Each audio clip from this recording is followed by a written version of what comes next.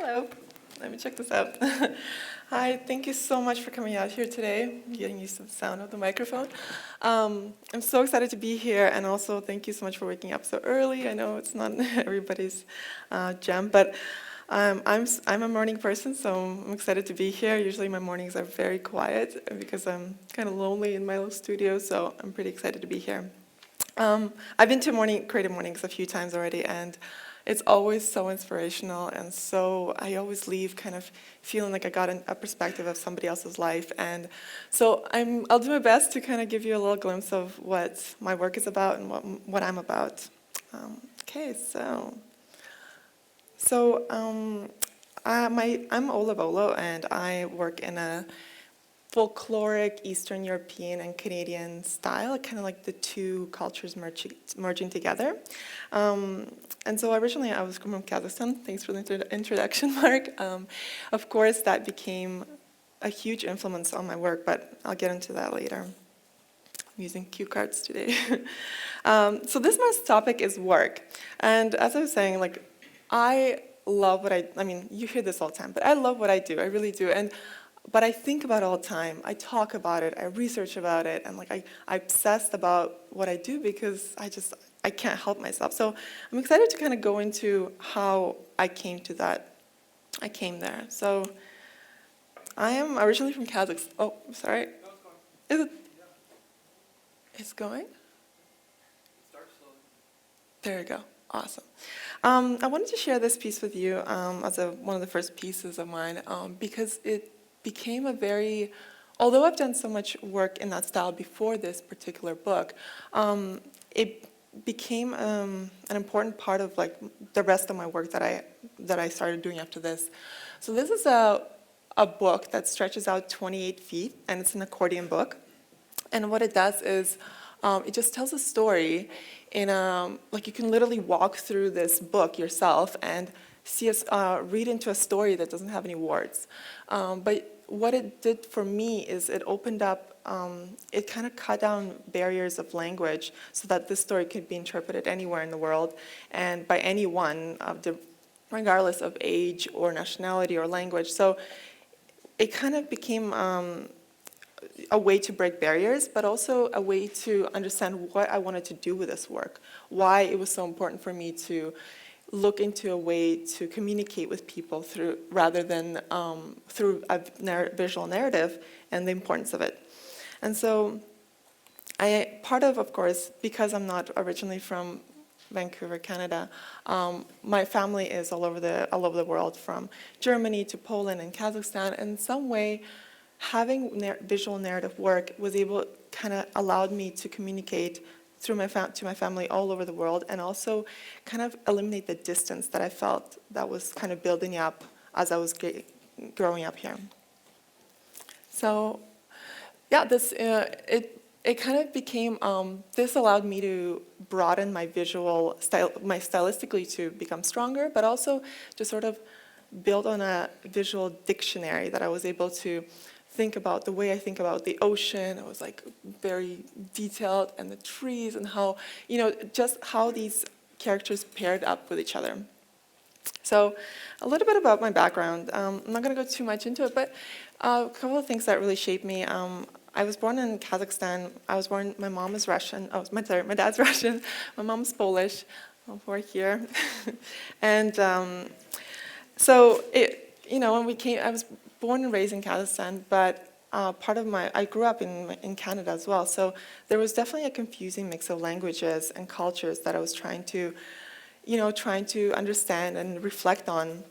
But what happened is this mix of languages allowed me to sort of develop a way to, I mean, I'm still trying to grasp both languages, but what I figured out for myself was it would be a good way to figure out a language that at least I could be fluent in, and that I can invite others to understand it and to take part of that language. And so, I mean, I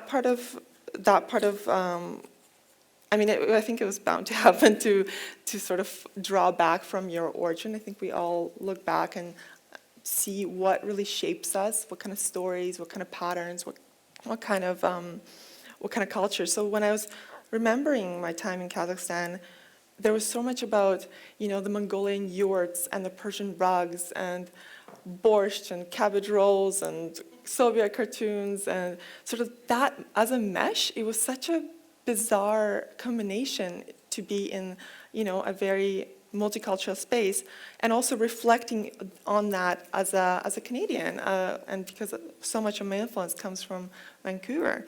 I think it was a beautiful combination to be working with, and I find that it was like the voice that I felt like, okay, I feel like stylistically I understand my direction. But what I realized is that this is a little bit of a so in Russian, so we say a couple of small things that we just say all the time, every day. So finding your raisin is like one of the main things. It's like find your raisin. What it means is like find your gem, like find something that really like that you connect with, or find like if you can also point out in other people like, oh, that's totally your gem, that's totally your raisin. And so I was like, oh, I found my raisin, like totally. I know like my style, and I feel like that's like I figured it out. But really, sorry, I have a little bit of dry throat.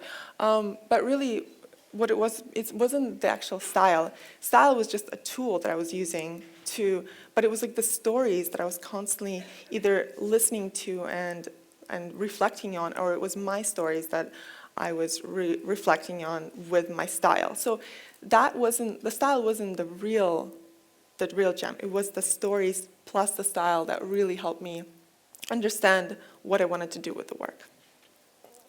So when I got to, as a lot of artists, I went to Emily Carr, I graduated from Emily Carr, but while I was there, I went to Holland to study graphic design. So I was a graphic designer for many years at Emily Carr, but I completely had a complete meltdown mid through my studies abroad. I was like, I'm doing all this work and I'm not connecting with it. I don't like it. Like I don't really believe in the work I was doing.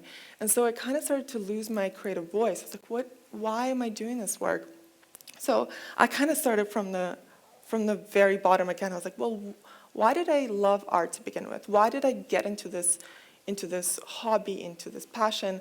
And it went right back into illustration. And like the minute I realized that, and like I was in these illustration classes, I was starting to get clients, and I was like, these people, I feel like we're all in the same, like these are my people. Like I feel like we're speaking the same language. Like I kind of like this, sort of like this aha thing. Like I was just like, this is what I wanted to do. And so there was definitely a couple more meltdowns after that, definitely. But I think the moment I figured that out, it kind of solved a lot of the questions for me of where I wanted to take the work. So I really dedicated a lot of time. I went deeper and deeper into illustration, into these stories. I started reading up a lot of the Russian folklore, and I started YouTube so many Russian cartoons that I was like, no, maybe I could live like that. Maybe I could just that could be something I do every day. So I started doing that every single day, and I was like, that's what I wanted to do. And I was like, okay, I finally figured it out. And so, but I didn't, as always, thank you so much. Thank you. As always, I had another epiphany. I was like, oh, I graduated. I was like, what do I do now? I mean, and I went to New York, and I was like, I'm going to live the ultimate dream. If I'm going to do this, I'm going to quit my marketing job. I was working a marketing gig. I was working so much, and I was like, I completely burned out. I quit my job, and I was like, I don't have any other plans. I only have plan A, no plan B, and I'm going to do everything because there's no reason. I mean, I already failed at my plan B because I burned out. Let's go back to plan A. And so I went back and I moved to New York, and I was just like, okay, like I'm gonna get an agent. I'm gonna be set for life. Like this is gonna be great. Completely didn't work out. I mean, the agent didn't work out at all. There I was in New York, just like, well, like what am I doing with this? Like, what am I doing again? So having these epiphanies, constantly struggling to understand, you love the work, you're doing what you love, but like how do you get past those realizations? Like, I totally screwed up again. Like, yeah, it's wrong again. But I love the work, so I was like, screw it. I'll just keep doing it. I'll keep doing it. Something will figure itself out. So what I realized, the more work I was doing into what I wanted to, like where I want the work to go, the more clients and people were reacting to the work and actually supporting that vision and supporting that direction. So while I was in New York, obviously my plan didn't work out, but what it did work out was I was like completely inspired by so many artists who are just, there's no boundaries. Everybody's just breaking barriers, boundaries. Everything is so bright and colorful. And then I'm coming back to Vancouver and my work is changing. My work became so much more colorful and much more like me. Like I felt so much more connected. And so I was pretty lucky to start working with a lot of design agencies, and it kind of went back to the fact that I studied design to begin with. And so I was able to share through advertisings and magazine covers or magazine work and t-shirts, like there was sort of this accessibility that I was sort of breaking another barrier, not just the language barrier, but accessibility to art, and to be able to see art in a poster or look into a story that's a little bit intricate.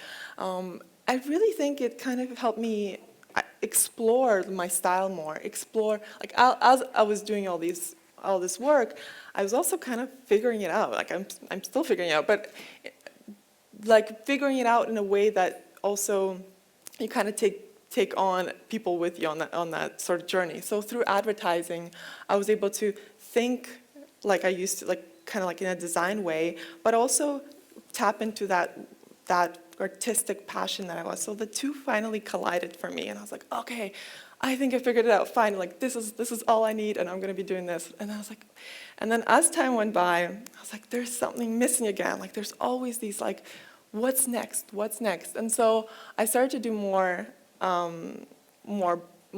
creative work, where I started to paint more and started to learn about billing and estimates and like invoicing. I was just like, this is way too many hats to wear. I was just like, and then a couple of meltdowns again, like, what am I doing? Like, I should have taken should go to BCIT to learn about this stuff.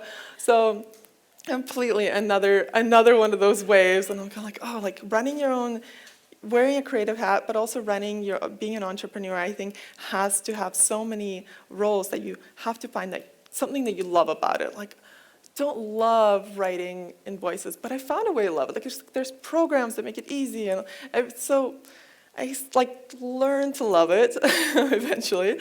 And also I learned how to take critiques easier. So I was so attached to my work, and then this is a job I did for Lululemon in Coquitlam Center, and always things were coming back with feedback and what needs to be changed, what needs to be altered.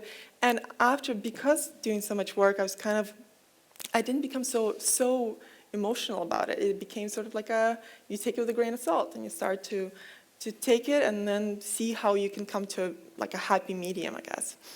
But one of the nicest things that came out of also working with clients is I do a lot of client work when the businesses are just starting off. They're like, we would like you to hear a story and also react on that story through a visual aspect. So this is a story about 3 German brothers that started a brewery in Vancouver recently, like I think half a year ago. And they came up to me and they told me their whole life story, like everything from their mom and their their mom and their dad and what their journey was about, and every single brother and their personalities. I mean, like I was just like, I completely got an insight of somebody else's life where, and they're trusting me with their story that I will represent it in some correct way, hopefully, that will represent their company. And I mean, I remember walking away from that meeting and being like, oh my God, like I know everything about these people, but also realized like how lucky that somebody and it happens so often that somebody just really lets you in into like exactly what the company's about, why they're doing this, and it's sort of that initial drive when you're starting something new. And I'm like, I get it, and I want to make sure to represent it correctly. And so luckily I was in Germany when I was working on this piece. I was looking around, I was like, what is Germany about? Like, what are the beers about? So it turned out really well, and I was really happy with it. And we actually just finished the 4th beer that's out right now, so the story keeps going. Like, now I'm like including their girlfriends into the, it's gonna keep going. So that's good. So as I was starting to do this more work, I was starting to do more public work. Like, this was a movie done for Lululemon on Robson and Burrard. They have a flagship store there. So there was this time lapse of me, working on this piece, and it just kept rolling for a month. It just kept looping. It was very interesting because you feel really kind of exposed. Like, your whole process is just on the street, just like showing over and over again. I was like, cool. People felt like, oh, I got some responses like, so interesting to look into your inside and to see what your process is like. It just doesn't seem so magical. It doesn't seem that it just appears. Like, I could actually see all the layering. And it got me thinking about the fact that although I love the language barrier, I love to share these stories, I love the fact that through advertising people can access, access the work easier. It's mass produced, and I like that. I like that when art is accessible to everyone. And I want people to feel included rather than excluded. So I was like, but something doesn't, it needs to be pushed even further. I was like, and I was kind of like, going, but you don't know what the answer is. And then I was just like, kind of baffling with it a bit. And I was like, you know what? I love how being visible is essential. And I love the fact that it makes people feel as if they're part of that story. They're part of that sort of like evolution of the style.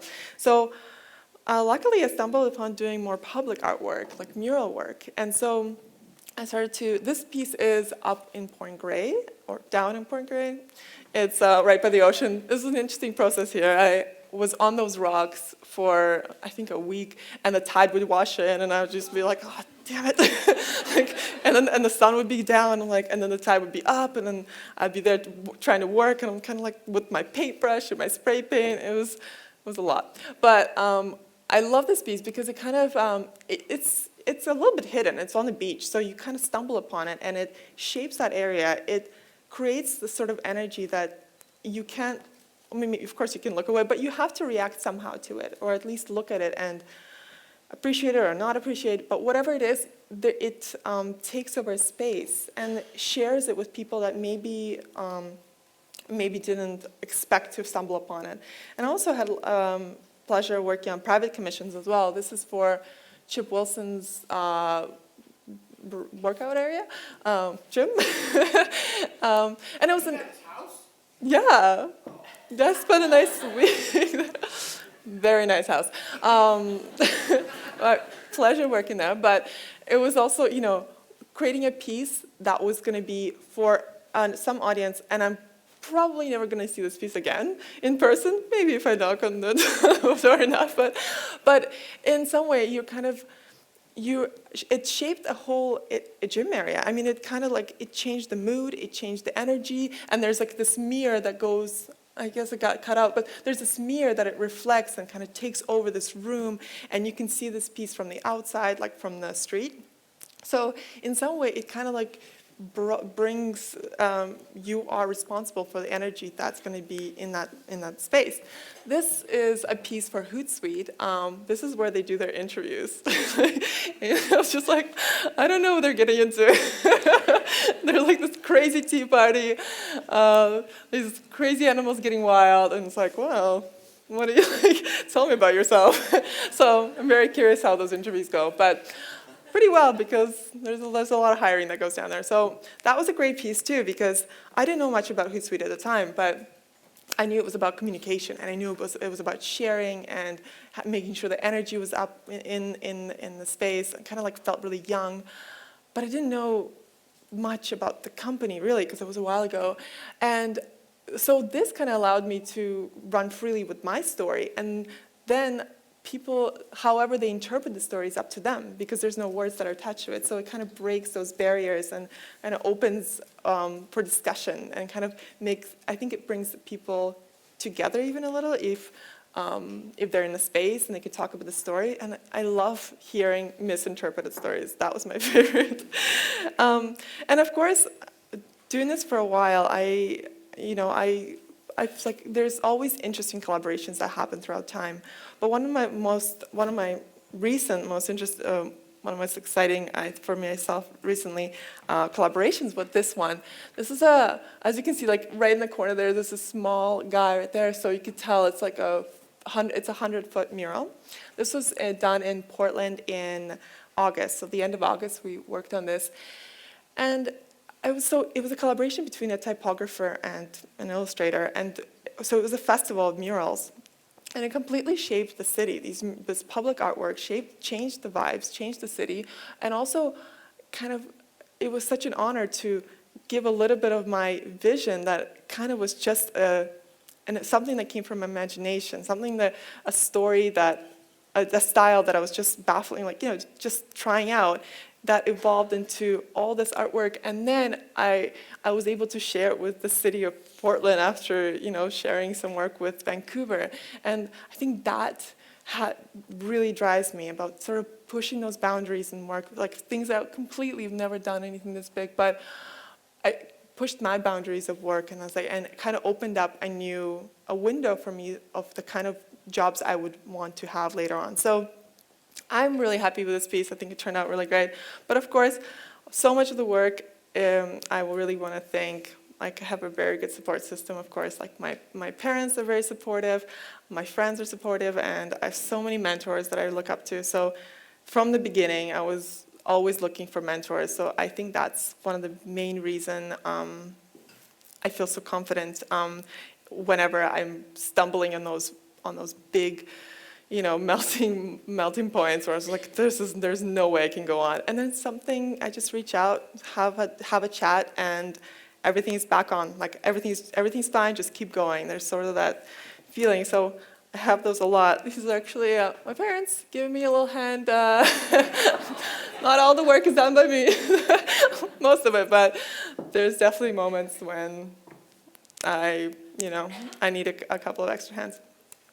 So what I wanted to talk about also is the style is so close to my heart and so close to where I wanted to go. And what I realized recently also was it comes from imagination. I'm always reflecting back on what I remember of Kazakhstan, what I think about the Russian culture and the Eastern European culture and Canadian culture. And it's not exactly the real thing. It's just something that I imagined that it was. So I had this epiphany recently. My father and I, we went back to Kazakhstan a couple of months ago, and I was like, okay, I'm gonna go, and I'm gonna feel right at home. I'm gonna be jumping off inspiration like on every corner. It's gonna be incredible. But when I went, I had this sort of realization that there's a separation between what your memories are and the reality that takes place in the space. Like, when you go back to a town that you grew up in, and you're kind of like, oh my God, everything's changed, or nothing's changed, and you're kind of like bittersweet, like disappointed and happy about it. Like, so there's this thing that happened to me where I was kind of thrown off. I was kind of disappointed with parts of the culture that changed, and I was kind of like, I can't connect to this. This is not what I envisioned. And then I got out of the city, and we went. We spent so much time in the village, and so much hiking. And I completely came back to I can't. This one, the mics. And I came back to exactly where I started, the origin of that inspiration. So when I was leaving, I was like, well, it was so interesting to see myself kind of like, again, couple of meltdowns through the experience, never without them. But also realizing that the inspiration becomes sort of like, it's got a bitter and sweet side to it. It's more vivid. I'm really excited to see what the work going forward will be, because the the inspiration became even kind of more close to heart, like in a bittersweet way.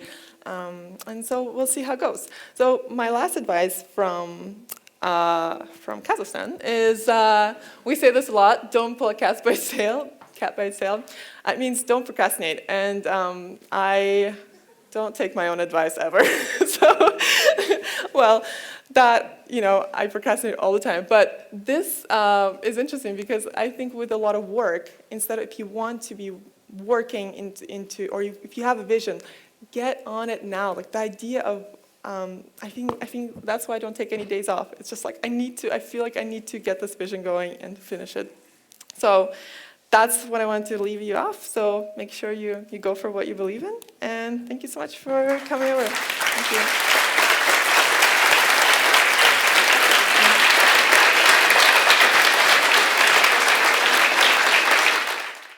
Who has a terrific, provocative question for Ola? Hi. Oh, hi, I'm Iola. I am curious, you sort of brought up the back end of the business, the part that we all find challenging, and I was just wondering how you came to decide what the value of your work was and how you decide to bill for it, or like, to me, that's the most challenging thing, and I think probably a lot of artists have challenge with that, and I don't know if you figured it out yet, but. Oh, I completely had the same question. I mean, I still think I struggle a little bit with it, but I remember reaching out to other illustrators and asking how do these numbers even appear? Like, where they come from, and how do they grow with time? And what I've realized is that I really wanted to feel equal. Like I wanted to feel equal to somebody who is in the workforce and like just has a 9-to-5 job, and I wanted to feel that same way. And so I was like, well, people get paid by the hour. And I was starting to understand how long my work takes and what's the value of the hours that I put into it. So I started to break down the projects into hours and preparation. And so the preparation hours, the actual executions, the revisions of the work, and the installation. So it kind of like with the client to be a little bit more transparent and like what the kind of work entails every project to have. That helped me to feel more comfortable talking about quotes and about money. And also later on, licensing is a big thing too. And so there's a bunch of books, and I really recommend to like look into it, because that is something that somebody's licensing out your work, it also has already numbers attached to those rules. So you can look through books on that. But I think hourly is something that is like, it was like the minute I realized that, I was like, okay, makes sense to me, and it makes sense with my clients. So I think that's my recommendation. Thanks. Someone else. Hi, Ola. Hi. My name's Stella Panagiotis, and I'm here for the first time. It's great, very inspiring. Welcome. And my question to you is how you transitioned as an artist into the advertising business world, because a lot of artists that I meet kind of stay stuck in the art world and don't know how to transition, to take their art and transition that into money and a way of making a living. I meet a lot of artists who kind of stay in that area, and you're successful on both. So I'd love to hear anything you have to share. That's a great question. I honestly, funny enough, I actually think it turned out to be a little bit of the opposite for me.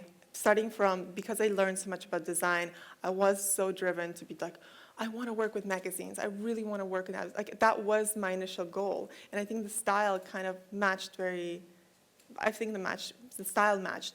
And but it wasn't the idea of actually making a living of something that you're so passionate about. I had to take so many different avenues just to sustain opportunities and projects. I couldn't just create illustrations on one subject matter, and I couldn't just do magazine work. It had to be advertising and magazine work, a mural here, and sort of as a combination, that's the only way I was able to visualize how this could be a better model for myself. And only recently I actually started to do more fine art and more painting. So I'm kind of like took the other routes in some way where then you go back to that other stage where you just, you have your own, I guess, direction. But the only way I think, I'm sure with time, people have different outlooks on how advertising and fine art are, like what's good, what's bad. I really think both are fine and good. I like them both equally. So, and I think that's kind of lucky because people have different perspectives on that. And those, having so many different avenues to try out and obviously take a risk because sometimes you don't know if it's a match or not. You don't know if you can pull off that project. So I think that really helped me to understand what I'm best at and what I'm not so good at. Like, if somebody had asked me to design a logo, I would like, there's no way. I'd fail so miserably. So yeah, I think that would be the best way.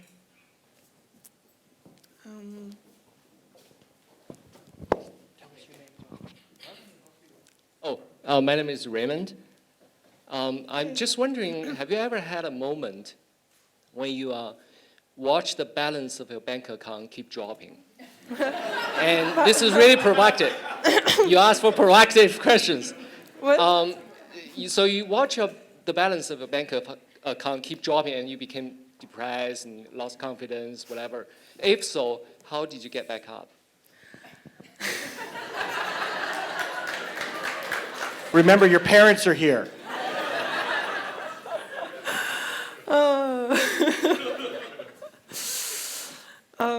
That's a journey I'm still figuring it out.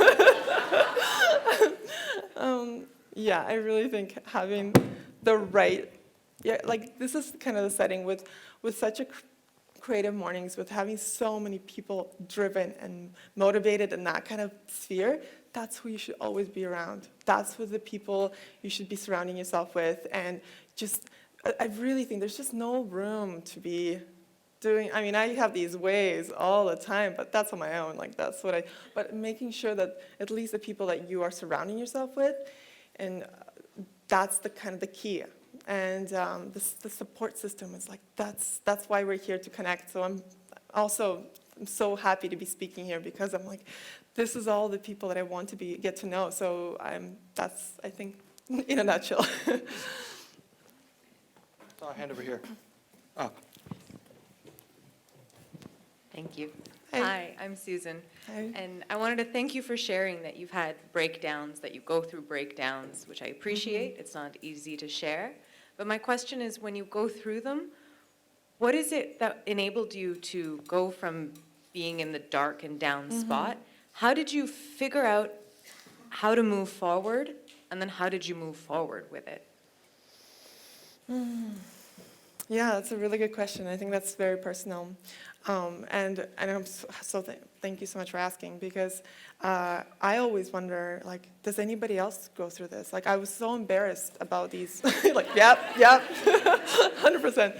And I think what I started to lose sort of the motivation to speak about those moments is because when I see somebody have a consistent job 9 to 5, I would think that something like, I'm sure like they got their shit together. They consistently know what to expect from the day, and like not a single day is the same.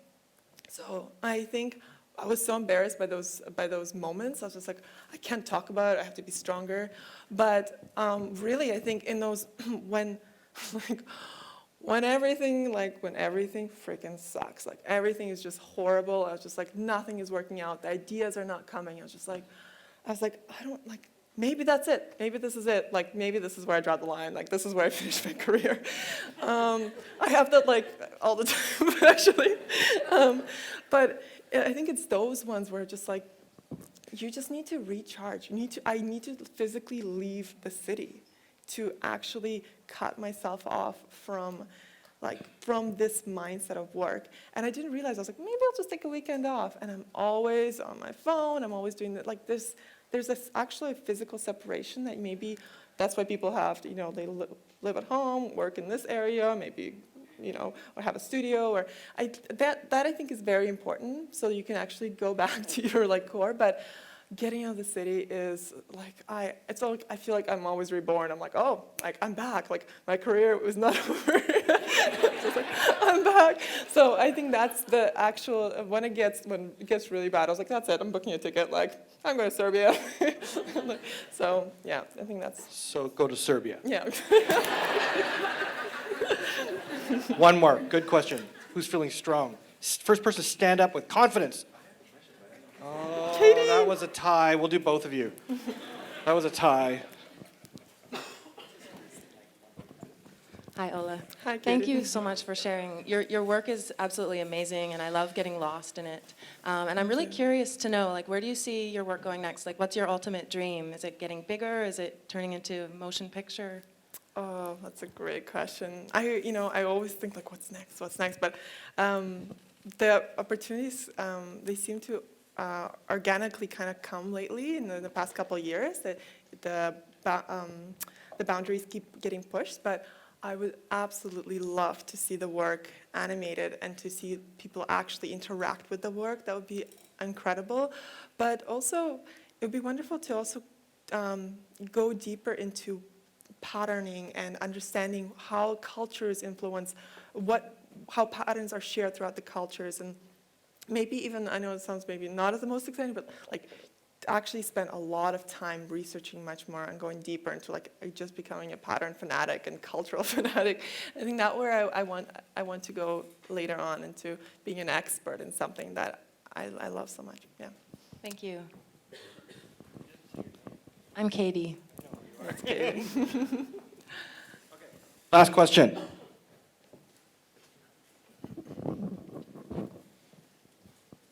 I'm Maddie. Hello Hi. again. I had a question about working commercially and having a background in graphic design, but also being an artist and illustrator. Where's the line between respecting that you're an artist and have a story and a vision versus the company having their ideas or, making revisions on your work? Like, have you ever had where they want to completely change what you've done? That's a really good question. All the questions today are great. That's really good questions. But this one, absolutely. I think the line between, there's sort of this luck that I think I'm already presenting a very particular stylistic approach to most of my work. So when I work with clients, they usually know what to expect, like to some degree at least. But the incredible part is also like, there's been so many times in my client work where they would just say, here's a quote, interpret it, or just do your thing. Just do your thing. These are the dimensions that you have to do what you got to do. And I'm kind of like, I can't believe this is like fine art in my mind. Like I'm just following my own story. But I did have times where, it has to have like a particular a gig not so long ago where there was just so many guidelines and so many restrictions and particular things that need to appear in the piece, and I was just like, how, like, this is when I had one of those like moments. I was just like, how am I gonna do, like, it's not even, like, I don't know if I'm connected to this work. Like I was losing my voice within the project, and once I do that, like, the project is not really worth doing because the passion is not there. But I was like, I gotta figure out what I love about this project, or how I can spin it in a way that like it's my story in the end. So, and I think I did so many revisions before I even presented it to the client to make sure that I'm completely sold on this piece. I'm like, I love this piece. This is me. This is my story. I got all the elements they were asking, but yet, and I think that until I got there, and I think that's where the line is, like, until you, as long as you hear you see your voice and you hear your story within the piece, I think that's the only way you can keep doing commercial work, because once that's lost, and people feel that, like, people feel that if you're not completely sold on it, other people won't be either. So that's something, a very tricky, like, boundary that you have to, gotta struggle with, but I think that's where they connect together. Yeah. That's it. Thank you.